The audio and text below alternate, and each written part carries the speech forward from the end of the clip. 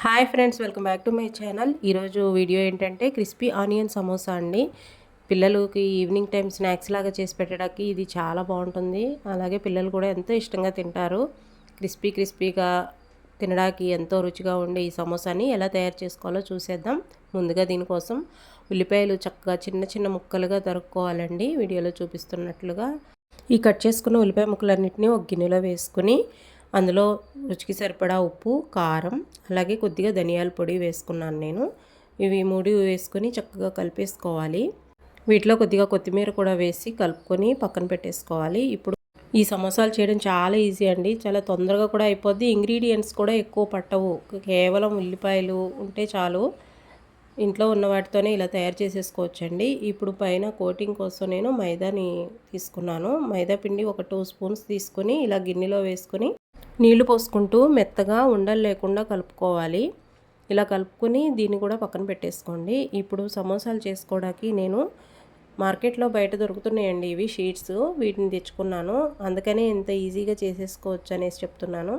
నేను ఇది first time try చేస్తున్నాను ఫ్రెండ్స్. మీరు కూడా తప్పకుండా ట్రై చేయండి. చాలా ఫాస్ట్గా అయిపోతుంది సమోసా తయారు చేయడం. ఇప్పుడు ఇలా ప్యాకెట్లో ఇవి 50 షీట్స్ వస్తాయి అన్నమాట.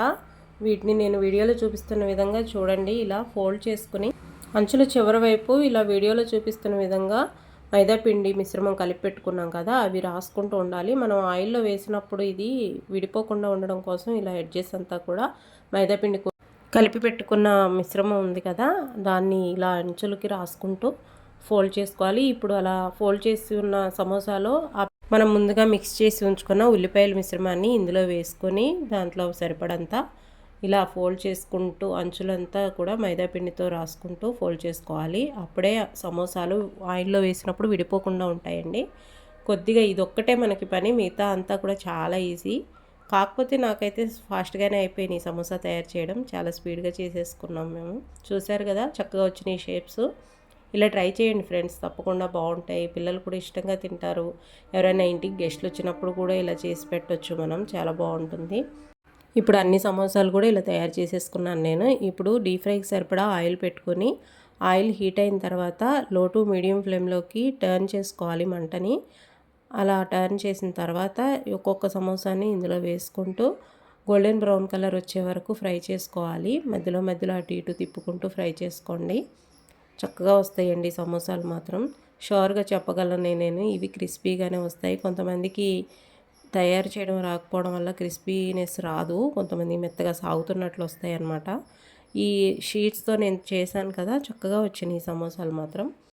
అంతేనండి, సమోసాలు రెడీ అయిపోయినాయి. చూసారా, చాలా ఈజీగా ఫాస్ట్గా చేసేసుకోవచ్చు. తప్పకుండా ట్రై చేయండి ఫ్రెండ్స్. లోపల సాఫ్ట్గా పైన క్రంచీగా సమోసా టేస్టీగా చాలా బాగా ఉంటుంది. మీరు కనుక ఇది ట్రై చేసి పిల్లలకి నచ్చేలాగా చేసి పెడితే తప్పకుండా మళ్ళీ ఇదే చేసి పెట్టమని అడుగుతారు మీ పిల్లలు మాత్రం. వీటిలో మనం ఆనియన్సే కాకోకుండా ఏమైనా పొటాటో కానీ, బీట్రూట్ కానీ, క్యారెట్, ఇలా పిల్లలు డైరెక్ట్గా ఏమీ తినుకోకుండా ఉంటారు కదా వెజిటేబుల్స్, అలాంటి వెజిటేబుల్స్ మనం ఇందులో ట్రై చేసుకోవచ్చు ఫ్రెండ్స్. లోపల స్టఫ్గా పెట్టుకోవచ్చు బాయిల్ చేసేసుకొని ముందుగా. చూస్తున్న వరకే ఎంత క్రిస్పీగా వచ్చాయో.